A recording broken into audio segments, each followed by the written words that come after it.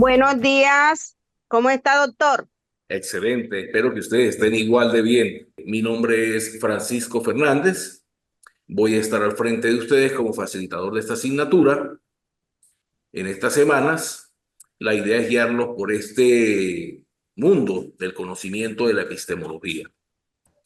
Me gustaría mucho, como siempre lo acostumbro a hacer en mis cursos, presentarnos, pero lamentablemente o afortunadamente, ¿no? Porque a veces uno dice lamentablemente para la situación que estamos revisando, pero afortunadamente pues tenemos una gran cantidad de participantes en este cohorte, específicamente 38, 39 participantes.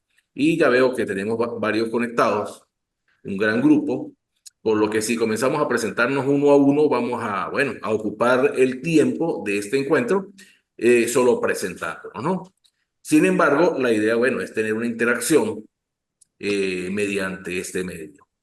Inicialmente quiero comenzar con más o menos dándoles una introducción de lo que es la asignatura como tal, ¿sí? Cómo vamos a ir trabajando en el transcurso de estas 5 semanas. Eh, y por supuesto, todo esto va a quedar allí plasmado en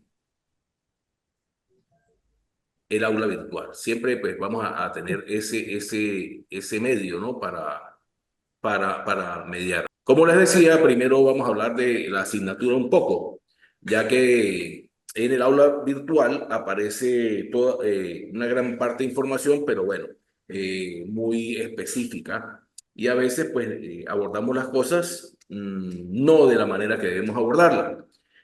Lo primero que tengo que decirles, y es bastante importante, es que estamos realizando estudios de tercer nivel, perdón, de cuarto nivel y del último nivel educativo, es decir, estudios de doctorado. Por ende, cuando hacemos estudios de este tipo de doctorado, eh, nuestro contenido tiene que ser de calidad. ¿Sí? Calidad. Tenemos que ser muy precisos. Recuerde que dentro de poco les vamos a llamar doctores a cada uno de ustedes y como yo siempre lo he dicho, a veces no es el título que se tenga, sino lo que uno demuestra, cómo se comporta uno académicamente, ¿sí? Y esa es una característica, pues, entre un doctor y alguien que no lo es, ¿verdad? Que su parte académica se le ve en su conversar, en su discernir, en todas y cada una de las intervenciones que hace, ¿sí? Entonces, ¿qué les digo esto? Bueno, porque, por ejemplo, ya vamos a tener asignada una primera actividad. Eso lo van a conseguir en el aula virtual. Pero ¿qué ocurre? A veces nos centramos más en realizar las actividades y cumplir con las actividades que en otra cosa. Muchos de ustedes a lo mejor se estarán preguntando, bueno, pero hay que cumplir con las actividades. Y eso es cierto, eso es cierto. Pero ¿qué ocurre? El objetivo principal, ¿sí? O el fin principal de cualquiera de esas actividades es el aprendizaje, el conocimiento. Ese es el fin principal, ¿sí? Que es el que produce en todos y cada uno de nosotros un cambio de actitud hacia la vida, hacia la parte profesional, hacia nuestra práctica profesional. Y a veces nos concentramos es que el fin último es la calificación. No, la calificación es la consecuencia de eso. Entonces, en esta primera actividad vamos a ir revisando desde ya, vamos a hacer un artículo científico, vamos a llamarlo un acercamiento. Sí, espero que ese acercamiento sea lo más cercano posible de un artículo tipo científico. Yo buscaré la manera de subirles allí alguna información sobre cómo se desarrolla un artículo científico, qué es un artículo científico, antes que nada, para que sigamos las normas de lo que es un artículo científico. Sin embargo, debemos nosotros mismos investigar. Esa es parte de nuestra esencia como futuros doctores que van a ser ustedes, ¿sí? El doctor se dedica a investigar, a hacer investigación, ¿verdad? Y por supuesto a producir, aparte de esa investigación que realiza. Entonces, usted tiene que investigar también acerca de ese artículo. Recuerden que un artículo, me ha pasado mucho, que, bueno, llegan y me hacen una introducción, una página de contenido, unas conclusiones, y a veces la conclusión es un párrafo, y me colocan unas referencias bibliográficas. No cumpliendo con lo pautado pues, por la norma JAPA. Es importante que ustedes revisen muy bien cuáles son las indicaciones que se le dan allí en la actividad que se le plantea, ¿sí? ¿Qué pasos deben seguir? Entonces, regularmente un artículo científico no puede tener una página, no puede tener dos páginas, ¿sí? Yo acostumbro a veces a no limitarlos, pero en nuestro caso, en el doctorado y en esta asignatura específicamente, pues no vamos a poner el límite máximo, pero sí vamos a colocar un límite mínimo de contenido, igual que la introducción, igual que las conclusiones. A veces comenzamos, para concluir,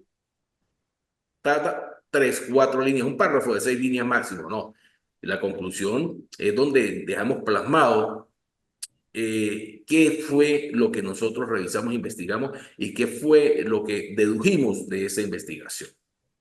El artículo también tiene que ver, y no me voy a centrar tanto en eso, pero sí quiero dejarles claro eso, con la postura del participante, porque regularmente yo les coloco allí, algunos le llaman, le cuelgo allí información en el aula virtual. Entonces lo que me hacen es como una especie de resumen, y no. Recuerden que un resumen es resumir la información que está allí, ¿sí? Un artículo tiene que ver con qué pienso yo, cuál es mi postura acerca de eso. Por supuesto, el artículo, como todo trabajo metodológico y de nivel de investigación, debe llevar ciertos soportes. Cuando hablo de ciertos soportes, son eso que nosotros denominamos las citas de los autores, ¿verdad? Que nos llevan allá.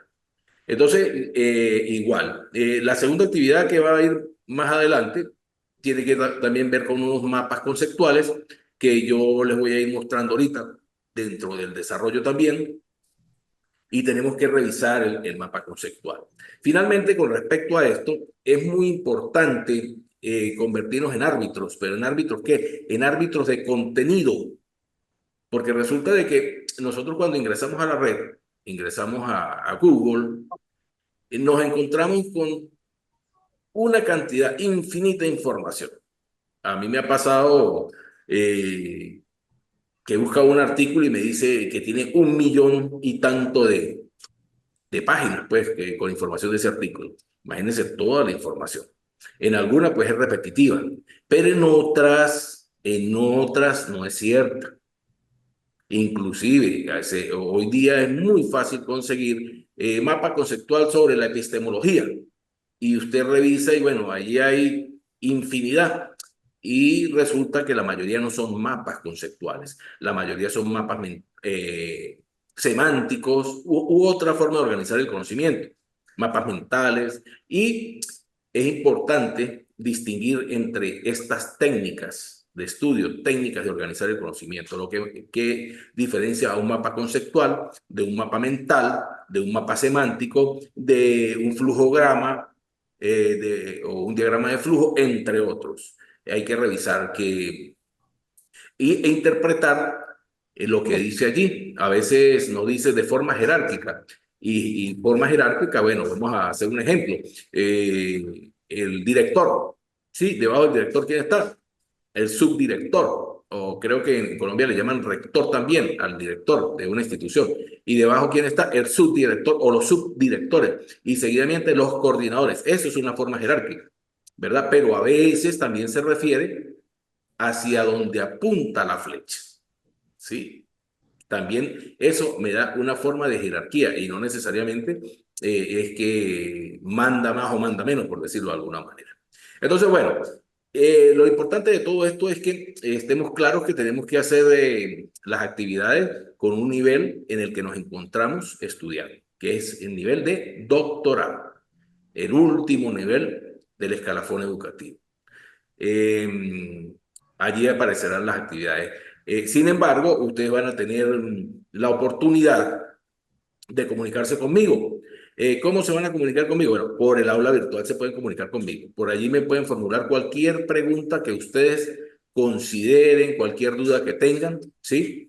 Al respecto, y yo le responderé en su momento oportuno. Yo acostumbro a responder rápido, pero a veces, pues bueno, tiene uno alguna situación y responde un poquito más. También lo pueden hacer por el grupo que tenemos, que fue creado por la universidad, ¿verdad? Por ese grupo también. Y si alguno, por cualquier motivo, o se siente más cómodo y quiere escribirme directamente al privado, también les permito que me escriban al privado. Allí en el grupo aparece mi número, sin embargo, ya se los voy a decir y lo voy a colocar en el chat para que lo tengan también, ¿verdad? Y mi número es 0414 379-9455. ¿Sí? 0414-379-9455. Por supuesto, el código de Venezuela, ¿correcto? Aquí está Arnold Barreto Rodríguez. Me dice que me va a formular una pregunta. Cuéntame, Arnold. Profe, buenos días a todos, compañeros. ¿Cuántos artículos tiene que hacer uno en el doctorado? Aquí para probar como que ¿cómo le digo? ¿Y cuáles son las normas que debemos tener para la revista que está aquí en la universidad? Bien, mire, Arnold, fíjese algo, ¿no? Es un poquito largo y tendido, ¿no? Pero en cuanto a los artículos, pues los participantes para optar al grado de doctorado deberían escribir por lo menos un artículo, ¿correcto? Por lo menos uno, ¿no?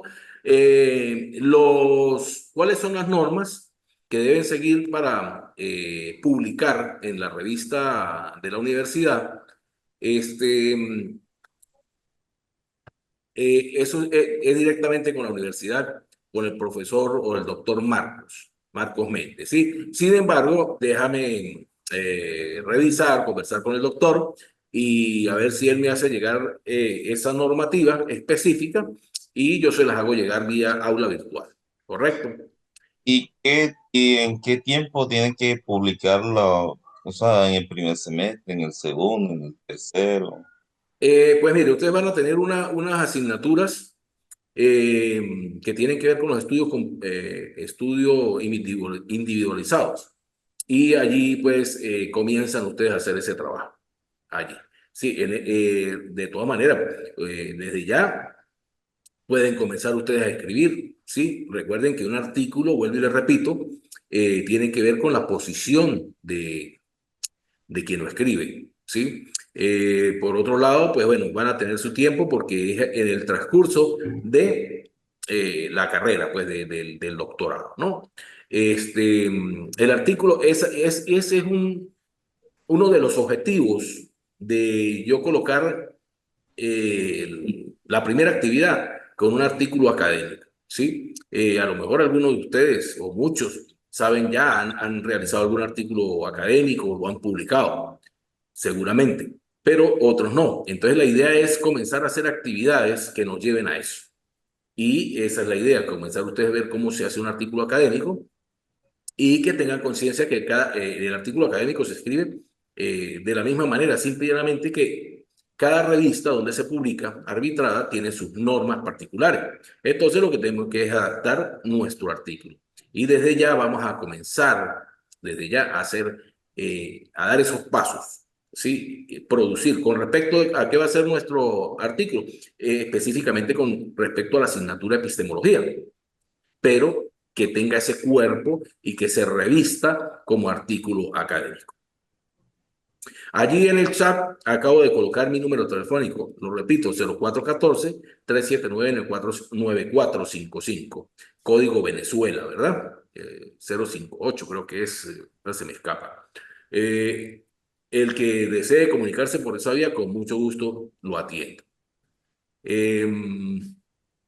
¿Cuántas actividades vamos a realizar? En esta unidad vamos a realizar 3 actividades a lo largo de la asignatura de epistemología. 3 actividades, ¿sí? Eso es lo que vamos a realizar. En esta unidad, pues seguramente vamos a realizar una. A lo mejor, seguramente les voy a colocar otra actividad de tipo formativa, porque recuerden que tenemos actividades sumativas y actividades formativas. La actividad sumativa es precisamente como lo indica su palabra, suma. Tiene una calificación. La formativa no. La formativa nos lleva más a revisarnos, ¿verdad? Sobre cuáles son los conocimientos que estamos adquiriendo. Antes de iniciar la disertación del tema del día de hoy, voy a decirles que la epistemología es base fundamental para el doctorado, porque la epistemología tiene que ver precisamente con el método o con los métodos que vamos a abordar para realizar la tesis doctoral. Recuerden que lo último que debemos realizar para obtener nuestro grado de doctor es la tesis doctoral. Y la epistemología es fundamental para eso. La epistemología es la que nos va a decir el método que nos va a guiar en esa tesis doctoral, ¿sí? Esto se lo digo porque muchas veces toman las asignaturas eh, así, no sé cómo llamarlo, deportivamente, por decirlo de alguna manera, ¿no? Porque como a todos nos gusta el deporte, bueno, lo tomamos deportivamente, lo hacemos y ya. No, es importante conocer estas cosas porque es quien nos dice el método. Entonces, en estas tesis después comenzamos que la tesis es muy difícil, que no comprendemos y nos encontramos a veces cuando somos jurados de una tesis, que la tesis, el capítulo 3 se contradice con el capítulo 1 y después el análisis del resultado no tiene que ver con ninguno de los dos.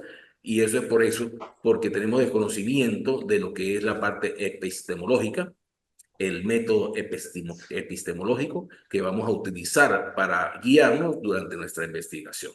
Y ese método epistemológico va de la mano con la filosofía, ¿correcto? Entonces, debido al tiempo que tenemos, que es bastante corto, yo voy a hacer la disertación del día de hoy y si nos queda un tiempito al finalizar, pues si tienen alguna otra pregunta, con mucho gusto se la respondo. Si no nos queda pues tiempo, pues tranquilo, no hay problema. Ustedes ya tienen mi número telefónico, me pueden hacer cualquier pregunta por esa vía, me la pueden hacer bien sea también por el aula virtual, me la pueden realizar por el grupo de la universidad, que con mucho gusto les responderé a la brevedad posible. Estamos para eso. Entonces vamos a iniciar con la unidad número 1. Y esta unidad número 1 lleva por nombre Origen y Fundamentos. Origen y Fundamentos de la epistemología, claramente está. ¿Correcto? Iniciamos entonces, vamos a iniciar con la unidad 1, como lo estamos diciendo, Origen y Fundamentos de la epistemología. ¿Qué vamos a abordar en esta unidad número 1? Vamos a abordar primeramente la génesis, el nacimiento, de dónde nace la epistemología como tal. También vamos a abordar el conocimiento. El conocimiento lo vamos a abordar a partir de 2 vertientes, pues, ¿no? Una es qué son verdades y qué son creencias, ¿verdad? Muchas veces confundimos esos términos. Algo otro decimos, no, eso está muy claro, verdades y creencias. Y lo que es el conocimiento vulgar y el conocimiento científico. A veces confundimos esa palabra vulgar con otras cosas, ¿no? También vamos a ver que los problemas que experimenta la epistemología, la teoría del conocimiento y finalmente la antigua Grecia y Kant. Producto de que estos encuentros pues, son extremadamente cortos, vamos a revisar primero de una forma bastante breve, ya que ustedes, mediante las actividades que vamos a realizar, van a profundizar al respecto. Y bueno, vamos a ingresar aquí a la Génesis, como dice la Biblia, ¿no? El principio, ¿no? Entonces, según la historia, si nos remontamos pues a la historia, podemos decir que la epistemología se remonta a los trabajos de los filósofos griegos. Fíjese, ya nos dice que la filosofía se remonta a los filósofos griegos. Entonces esto nos dice que la epistemología está dentro, está enmarcada. ¿Parte de qué? De la filosofía como tal, ¿verdad? Ya podríamos decir inclusive, si quisiéramos ir ya definiendo, que es una rama de la filosofía, por así decirlo, ¿verdad? Los filósofos pues, que partimos, pues vamos a llamarlo así, entre otros, Platón o el mismo Sócrates, ¿sí? Aristóteles, perdón, pero también tenemos a Sócrates, entre otros, que son los que comenzaron con esa parte de la filosofía como tal, ¿sí? En la epistemología, ¿qué estudiamos? ¿Qué nos encargamos de estudiar? Bueno, el conocimiento es lo que estudiamos en la epistemología como tal, ¿verdad? Esa es la génesis de la epistemología, el conocimiento. Y partimos de dos tipos de conocimiento. Uno, que es la doxa, y el otro, que es el episteme. En cuanto a la doxa, hablamos que es el conocimiento vulgar, ¿verdad? Ya vamos a profundizar eso, que es el conocimiento vulgar, ¿sí? Y en cuanto al epísteme, ya es un conocimiento más reflexivo, ¿sí? Que es fruto o era fruto del pensamiento, ¿sí? Para ese entonces, llevando esta secuencia, pues no lo conocemos como epistemología, estos trabajos y este conocimiento. Y de allí nace la epistemología de todo esto, ¿verdad? Y nace como una rama ¿de qué? De la filosofía, como se lo decía anteriormente. Y esta epistemología da sus primeros pasos formales en el Renacimiento. Esto entre el siglo XV y el siglo XVI específicamente. Allí es que comienza a dar sus primeros pasos la epistemología como rama de la filosofía. ¿Y cómo lo detectamos? Bueno, porque en ese momento se pasa de la fe a la razón. Anteriormente, pues, todo era cuestión de fe. Ya vamos a revisar eso también. Eh, y luego comenzamos a darle razón a las cosas, el por qué ocurre. Recuerden que cuando hablamos de fe, por referirnos de alguna manera, hablamos a Dios, pues. Sí, nosotros creemos en Dios y tenemos fe en Dios, ¿sí? Pero si nos vamos en cuanto a la razón, es otro punto de vista. Y a la razón como un método para obtener ¿qué? El conocimiento. Ese conocimiento que nos va a dar la verdad y el conocimiento como tal. Entonces, allí es que nace la epistemología entre el siglo XV y el siglo XVI, lo que llamamos nosotros en el Renacimiento. Algunos de los filósofos que tienen más influencia, porque son muchos para nombrarlos, en esta epistemología, es Locke, Descartes y Kant. Sí, hay otro filósofo con una influencia fuertemente en la parte de las ciencias puras, ciencias naturales, ciencias exactas, pero en su mayoría se fundamentan en estos autores, sobre todo en Kant, que es uno de los que tiene más influencia en la epistemología. Es el que más escrito, el que más aportó sobre la epistemología como tal. Insisto, estos son solo tres filósofos que participaron, pero hay muchos más, ¿sí? Lo iremos viendo poco a poco. Epistemología, nuestro tema central. Entonces vamos a comenzar de allí a hacer, y desde aquí les digo, este es lo que llamamos un mapa conceptual, para que ustedes comiencen a tener idea de lo que es un mapa conceptual para la actividad que vamos a desarrollar, la segunda actividad, que es un mapa conceptual, para que no caigan en la equivocación de hacer otro tipo de mapa, un mapa semántico o un mapa mental u otra forma, ¿no? Desde ya le digo también que regularmente yo estos trabajos los evalúo mediante una rúbrica. La rúbrica, pues bueno, tiene ciertos ítems que debo observar, ¿no? Y yo esa rúbrica también la dejo allí en el aula virtual para que los participantes, cada uno de ustedes, sepan qué se les va a evaluar. Entonces es importante que lean esa rúbrica y cumplan con esa rúbrica. Fíjense Profe, por qué digo profe, esto. profe, Sí, dígame. disculpe. ¿Y el trabajo del ensayo va a ser individual o es grupal? O sea, pareja. Sí, es individual. Es individual porque estamos hablando de un artículo académico, ¿correcto? Y es individual. Individual porque es un artículo, como le digo, es la posición que tiene cada uno de ustedes sobre el tema objeto de estudio. Bien, bien. Entonces, es individual, sí. Para mí, de verdad, desde un punto de vista, sería ideal que fuera grupal o en pareja, ¿no? Porque si ustedes son 39, imagínense ustedes, ¿no? Es un poquito complejo. Pero, bueno, mire, me quedan 10 minutos y continuaré aquí en la epistemología. Vamos a definir lo que es la epistemología primeramente. Entonces, vamos a decir, primero, ¿qué significa epistemología? Epistemología viene de dos vocablos griegos, epísteme por un lado y logos por el otro, donde epísteme significa conocimiento y logos nos dice que es bien sea el estudio, la teoría o la razón. En este orden de ideas, entonces tenemos que la epistemología sería el estudio del conocimiento, ¿verdad? El estudio del conocimiento, ¿sí? O la teoría o la razón del conocimiento, ¿correcto? Vamos a definir primero y después, o vamos a revisar el concepto de epistemología, ¿sí?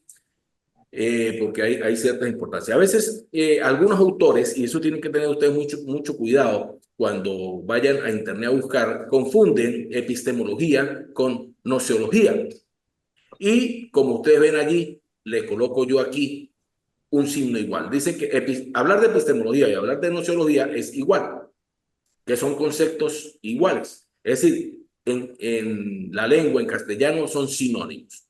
Pero vamos a revisar. Nociología parte de gnosis, que significa facultad. Y también nociología tiene logos, que significa estudio, teoría de la razón. Por lo tanto, la nociología hablamos que es la facultad de conocer. Entonces, el estudio del conocimiento no es igual a la facultad del conocer. Por lo tanto, no podemos decir que son iguales. Al contrario, la nociología está enmarcada dentro de la epistemología, así como lo dije hace un rato que la epistemología está enmarcada dentro de la filosofía, es decir, la nociología es parte de la epistemología. Entonces, la nociología, como estamos diciendo, es el conocimiento humano en general y parte de un origen, el alcance y la naturaleza. ¿De qué? De ese conocimiento. Mientras que la epistemología es un tipo de conocimiento específico. Fíjese, la nociología es conocimiento grupal, general. La epistemología es específico como tal y es el que llamamos conocimiento científico o filosofía de la ciencia. Este conocimiento científico, filosofía de la ciencia, obedece o formula preguntas que se debe responder la epistemología para llegar a él. Y entre esas es, ¿qué es y por qué no es ciencia? ¿Qué es y por qué no es ciencia? ¿Qué caracteriza la ciencia? ¿Qué es el método científico? ¿Cuáles son sus límites? Esas son partes que debe responderse la epistemología como tal. Finalmente, entonces podemos decir que la diferencia fundamental radica en que la nociología se ocupa de estudiar el alcance de todo tipo de conocimiento en general, mientras que la epistemología estudia específicamente el conocimiento científico. Dicho esto, eh, regresamos al anterior y vamos a definir epistemología como tal. Epistemología. Ahorita revisamos el vocablo. Ahora, ¿qué es la epistemología? La epistemología es la rama de la filosofía que se encarga de estudiar los límites del conocimiento y sus fundamentos mediante la metodología. Voy a ir un poquito más rápido porque de verdad que estoy contra el tiempo. La actividad específica de la epistemología es una actividad intelectual que nos lleva ¿a qué? A Una reflexionar reflexión naturales. sobre la naturaleza de la ciencia y al mismo tiempo reflexiona sobre un carácter de supuestos que allí aparece. La epistemología estudia, evalúa y critica. Fíjese, estudia, evalúa y critica ¿qué? Los problemas. ¿Qué problemas? Los problemas cognitivos, los problemas del conocimiento, pero del conocimiento científico específicamente. Allí, aparte de la información que les acabo de presentar con respecto a la epistemología, observen lo que es un mapa conceptual. Y van a ver ustedes en un texto que yo les voy a colocar aquí que dice que es jerárquico y el jerárquico tiene que ver con hacia dónde apuntan las flechas, ¿correcto? De todas maneras, me están preguntando cualquier cosa. Vamos a hablar del conocimiento, lo que es una creencia y lo que es una verdad. Y para eso, pues, le voy a colocar aquí, ¿qué es una creencia? Es una idea o pensamiento que se asume como verdadero. Eso es una creencia. ¿Sí? Por ejemplo, nosotros creemos en Dios y simplemente ya lo asumimos como verdadero. No debemos tener ninguna demostración, pues, de eso. Esa es una creencia que tenemos nosotros y así es. Mientras que una verdad es una creencia verdadera justificada. La verdad necesita ser justificada, la creencia no. Vuelvo y le repito, y creo que es el ejemplo más sencillo. Creemos en Dios, tenemos fe. Mientras que la verdad es justificada, hay que justificar esa creencia, porque creemos en eso. Vamos a hacer algunas diferencias entre la verdad y el conocimiento. Como lo dice allí, la creencia no es demostrable. Las creencias hacen referencia a suposiciones de ideología, no requieren una condición de verdad. Está basado en el juicio de evaluación. Al mismo tiempo, no se puede evaluar. Y finalmente, las creencias son influenciadas por experiencias personales o fuentes culturales e institucionales. La verdad, por su parte, se puede demostrar. Y tiene que ser demostrable, porque si no, no es verdad. El conocimiento se refiere a las proposiciones prácticas y el entendimiento como tal. Debe ser entendido. La verdad debe satisfacer la condición de verdad como tal. ¿Y cuál es la condición de verdad? Que sea demostrable.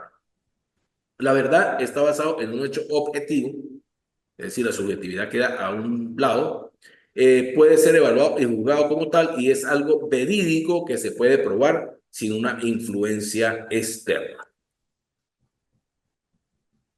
Ahora, el conocimiento vulgar y científico. A veces hablamos de conocimiento de vulgar y entendemos que vulgar es una persona que habla o tiene un lenguaje así como no adecuado. Sí, bueno, vamos a revisar en cuanto al conocimiento. El conocimiento vulgar dice que se trata de explicar las cualidades del mundo en el que vivimos mediante la percepción de los sentidos, es decir, de una forma superficial, mientras que el científico se fundamenta en hechos probables y que por lo tanto se pueden contrastar y al mismo tiempo explican una determinada teoría de la ciencia. Este tipo de conocimiento está generalmente reconocido a través de un método científico. También tenemos una pequeña diferencias o analogías al respecto. Dice que el conocimiento vulgar es subjetivo, depende de la persona, que es infundado, basado en supuestos o creencias, aceptadas por supuesto, que es espontáneo, se adquiere sin aplicar ningún método ni haberlo buscado de manera sistemática, que es inverificable, ya lo dijimos con respecto al otro, se apoya en supuestos y creencias, es falible, es una especulación como tal, es impreciso porque su definición y descripción son vagas, es cuantitransferible, singular, impredictivo por su lado, ¿sí? Y esto, pues allí al lado aparece cuál es la explicación como tal, ¿verdad? Es impreciso porque sus definiciones y descripciones son vagas e inexactas. A veces la definición en lo que se llama un conocimiento de tipo vulgar para una persona, esa definición y descripción es diferente a la de otra. En cuanto al conocimiento científico, Tenemos que es fáctico, por cuanto trata sobre fenómenos y hechos de la realidad empírica, es analítico, pues la investigación lo aborda como tal, es claro y preciso. Sus problemas no son distintos, sus resultados son claros. Es comunicable porque se comunica en toda la comunidad científica, es verificable como tal, porque por eso es científico, porque es verdadero, como lo vimos hace un momento, utiliza un método para llegar a ese conocimiento como tal, es sistemático, es general, es explicativo y es predictivo y es racional como tal, ¿sí? La epistemología finalmente presenta algunos problemas. Entre los problemas tenemos el problema de la demarcación científica. Allí dice que es una línea divisoria que permite distinguir claramente el campo específico en el que la ciencia respecta del campo de lo no científico. Vamos a revisar rápidamente. Entonces les decía que el problema de la demarcación científica. También tenemos el problema del crecimiento de la ciencia, pues avanza a pasos agigantados y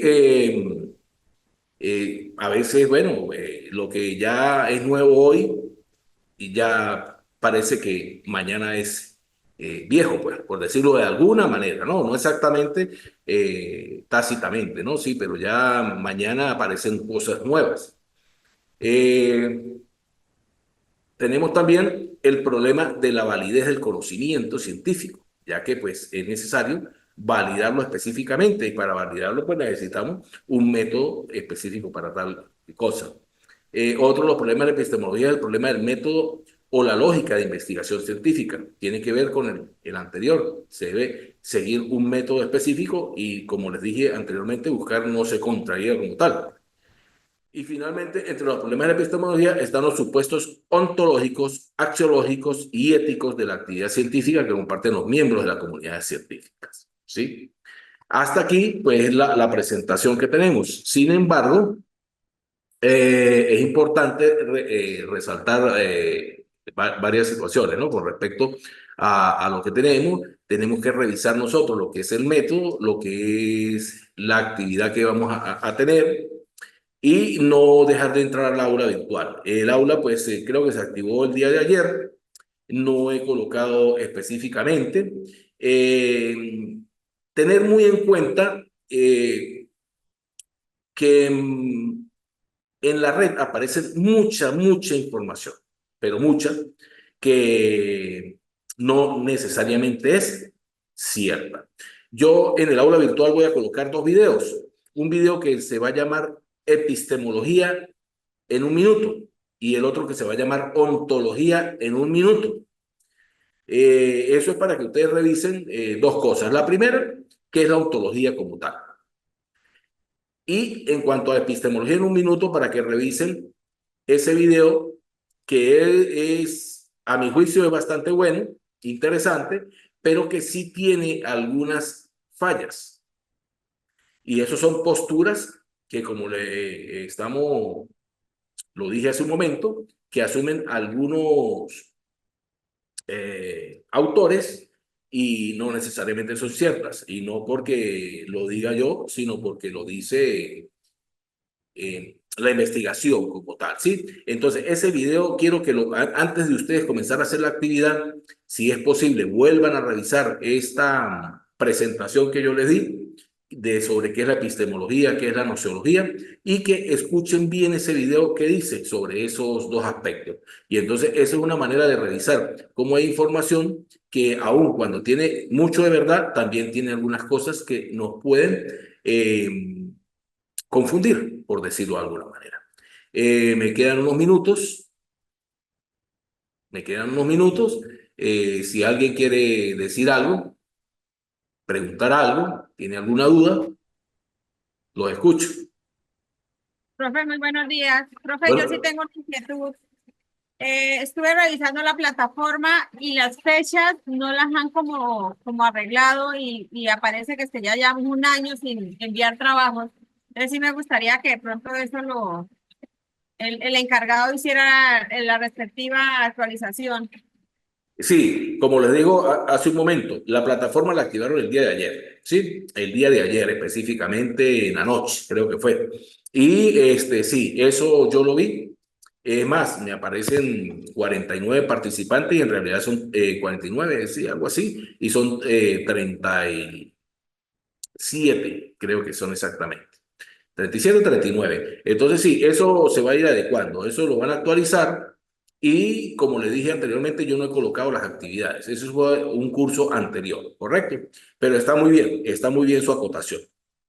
Bueno, si no hay más preguntas, entonces, Dios mediante, nos vemos primero por el aula virtual y segundo, en el segundo encuentro que debería ser en 15 días aproximadamente para que estén preparados, aproximadamente a la misma hora, en 15 días, debería ser el segundo encuentro si no hay otra eventualidad. Eh, y en el aula virtual, bueno, nos podemos comunicar a partir del lunes continuamente, ¿correcto? Que tengan un buen día, un abrazo para todos, cuídense mucho.